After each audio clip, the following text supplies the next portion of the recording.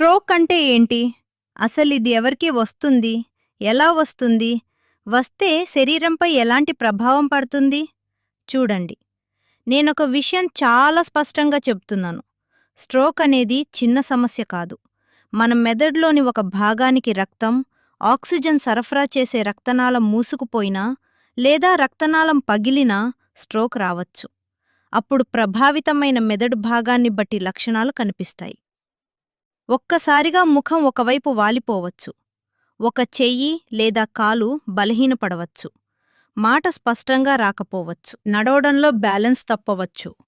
చూపులో కూడా సమస్య రావచ్చు.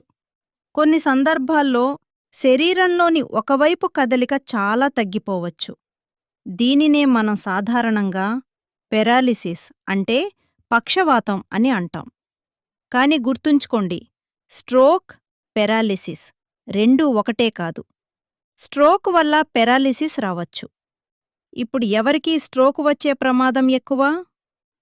హై బ్లడ్ ప్రెషర్ ఉన్నవారు, డయాబెటీస్ ఉన్నవారు, కొలెస్టరాల్ ఎక్కువగా ఉన్నవారు, స్మోకింగ్ చేసేవారు, అధిక బరువు ఉన్నవారు, శారీరక కదలిక తక్కువగా ఉన్నవారు, వీరికి ప్రమాదం ఎక్కువ కావచ్చు.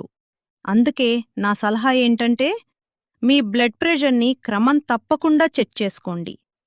షుగర్, కొలెస్టరాల్ను నియంత్రణలో ఉంచుకోండి. స్మోకింగ్ పూర్తిగా మానేయండి. ఉప్పు ఎక్కువగా ఉండే ఆహారం, ప్రాసెస్డ్ ఫుడ్స్ తగ్గించండి. రోజూ మీకు సరిపోయే విధంగా ఫిజికల్ యాక్టివిటీ చేయండి. ఆరోగ్యకరమైన బరువును మెయింటైన్ చేయండి. మరొక ముఖ్యమైన విషయం, డాక్టర్ ప్రిస్క్రైబ్ చేసిన మందులను మీకు బాగానే ఉందని మీరే స్వయంగా ఆపకండి. వెంటనే అత్యవసర వైద్య సహాయం తీసుకోండి. కాసేపు చూద్దాం, తగ్గిపోతుంది అని ఇంట్లో వేచి ఉండటం ప్రమాదకరం. లక్షణాలు మొదలైన సమయాన్ని గుర్తుంచుకోండి.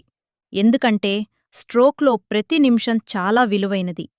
ఒక్క విషయం గుర్తుంచుకోండి, స్ట్రోక్ని భయపడటం కాదు, దాని లక్షణాలు గుర్తించడం ముఖ్యం.